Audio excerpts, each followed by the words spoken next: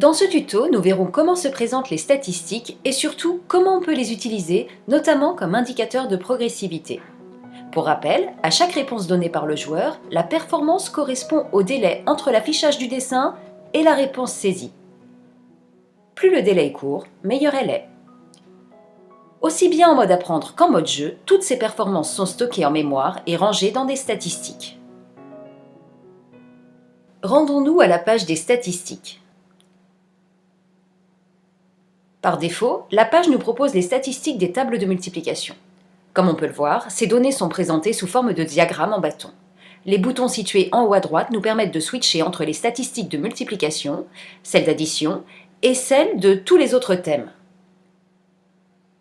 Le diagramme des thèmes est évolutif, augmentant à mesure que de nouveaux thèmes apparaissent dans les nouvelles versions. Pour deux des thèmes, un engrenage remplace le bâton de couleur. Cela signifie qu'il n'y a pas suffisamment de performances enregistrées sur ce thème pour proposer une statistique significative. Le bouton situé en bas à droite permet de réinitialiser les statistiques de la page. Le bouton gelé, quant à lui, permet de cesser l'enregistrement des performances dans les données statistiques. Cette fonctionnalité peut s'avérer utile si je souhaite par exemple m'entraîner librement sans que cela impacte mes données.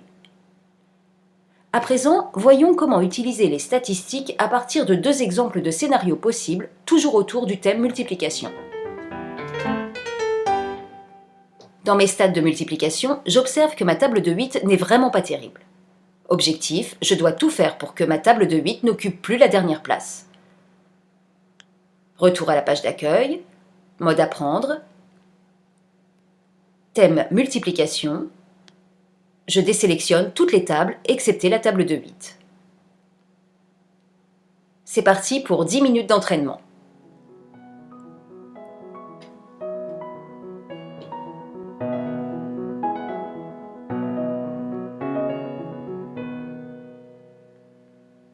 Je retourne à mes stats. Comme on peut le voir, ma table de 8 n'occupe plus la dernière place, l'objectif est atteint. Le prochain objectif pourrait être alors de s'occuper du nouveau dernier, et ainsi de suite.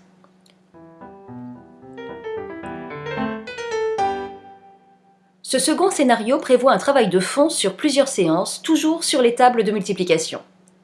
On peut par exemple imaginer de commencer par les tables de 2, 3, 4 et 5 avec une classe de CE2. À la première séance, il est important de s'assurer que les statistiques sont bien remises à zéro, sinon on réinitialise. Pour les séances suivantes, l'élève retrouvera ses statistiques puisque celles-ci sont mémorisées et associées à son profil utilisateur, même après avoir quitté l'application. La première étape a déjà commencé, j'ai 10 minutes de jeu pour répondre au plus vite avec le moins d'erreurs possible. Éventuellement, je désactive le chronomètre.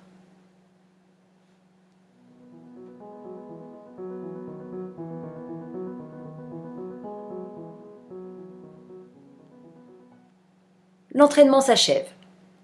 Seconde étape, l'auto-analyse. Je me rends à la page des stats pour analyser mes performances. Je les relève dans un simple tableau à double entrée, par exemple à l'aide d'autocollants.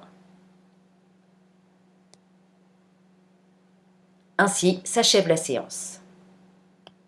À la séance d'après, je reprends chacune des étapes, ciblant éventuellement certaines tables. À la fin, je n'oublie pas de compléter mon tabloscope, lequel constitue non seulement une trace précieuse de toutes mes séances, mais surtout un indicateur de progressivité pertinent.